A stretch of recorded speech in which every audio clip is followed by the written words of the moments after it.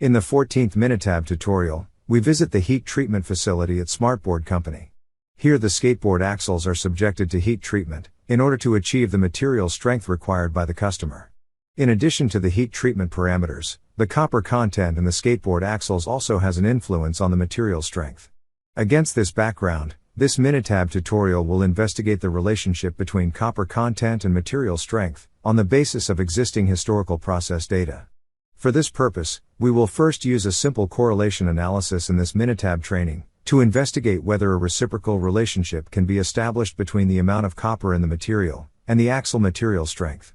If this is the case, we will use a simple regression analysis to show which copper content is ultimately required to achieve the material strength desired by the customer.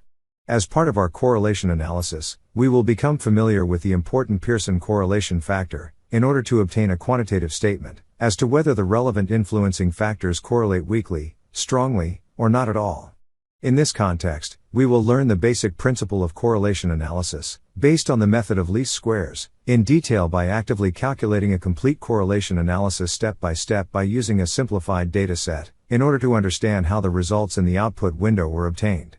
Finally, we can use a simple regression analysis, to describe our technical problem with a mathematical regression equation, in order to predict future material strengths, as a function of the influencing factor copper content, with a high prediction quality.